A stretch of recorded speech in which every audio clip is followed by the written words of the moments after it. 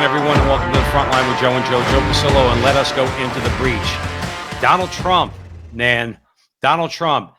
If anybody thinks that this guy's not authentic, I think they're crazy. I mean, again, we've all been duped. Every one of us, we've been duped as let's say, conservatives and Republicans, okay? We've all been duped by both parties, really. But we really have should be ashamed of ourselves for having gotten duped by the likes of the Bushes, the whole deep state establishment going back decades. Okay, you got the Bushes and other establishment Republicans. They sold it. After 9/11, of course, I would say, okay, Americans were in favor of going after the Taliban. All right. So in order to do that, what do you have to do? Well, you have to invade Afghanistan, and that's exactly what we did. And I'd be hard pressed to let's say, well, I think the way the war was fought and the fact that it just dragged on for so long is a different story. I do think that we had to take out the Taliban, okay, and show strength through retaliation. But then we let them convince us to go to war against Iraq. I was a dupe. They duped me. They had me believing Saddam Hussein was the worst guy in the world, and quite frankly, he wasn't. Okay, or at the very least, we shouldn't have gone to war with Iraq. I know that's in hindsight.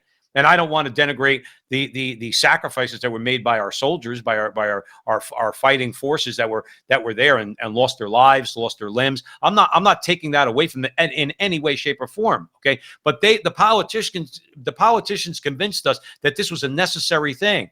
All these foreign wars. And what happens? They just racked up debt. I remember the debt under George Bush when he got elected was $4 trillion. By the time he left and Obama came in, it was $10 trillion. By the time Obama was done, it was $20 trillion. Okay. Now it went up in fairness, under Trump too. Okay. I'm not going to say it didn't, but the fact is this, at least it went up a little bit slower, but it wasn't, let's say, foreign wars, money that's going for foreign wars. It goes to the military industrial complex. Okay. That's just putting money into the pockets of all these defense contractors. Okay. We have been betrayed. We have been betrayed. And leave aside what they did to us, let's say in 2020, I'm talking about the Republican establishment, and they stabbed this guy in the back when he had their back the whole time. People like Brian Kemp, the governor of Georgia, people like Ducey here in Arizona, who he had their back and they didn't take his because they're disgraziad is what they are. They're disgraziad. So let's play a little bit of Trump talking about the betrayers.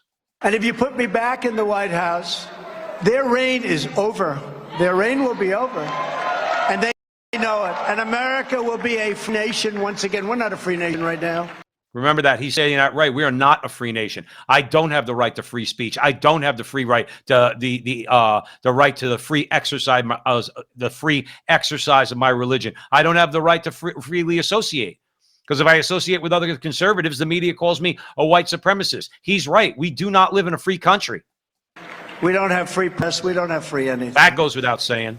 In 2016, I declared, I am your voice.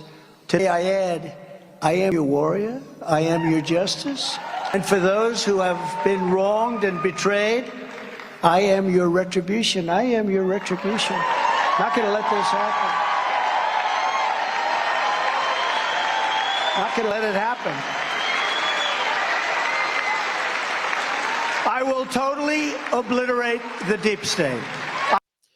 Let's leave it there, okay? And he obviously goes on to say a lot more. Joe Resinello is right here at the front line with Joe and Joe. If he gets the nomination, they may very well have to kill him. I put it like this, here at the front line, we would not be shocked if Donald Trump ended up dead because they're in such a frenzy. Look, if this guy was nothing for them to worry about, whether they're establishment Republicans or the hard left, okay, which means the Democrat Party. Nowadays, the Democrat Party is equal to the hard left. When you're talking about one, you're talking about the other. There is no differentiation there, okay? The deep state is not going to allow this guy to become president again. They're going to do everything they can, and when they fall short because they tried it already, they failed at every turn with all their hoaxes about Donald Trump, they may resort to killing him. Is anybody out there seriously going to say that this is something that is out of the realm of possibility?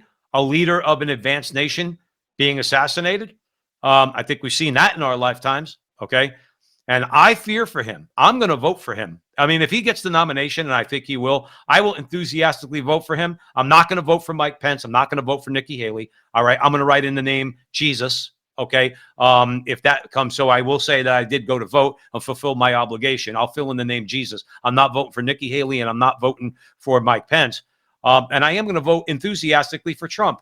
And it ain't because I agree with him on 10 out of 10 things, but he's the right president for our times. And I don't think there's any denying that.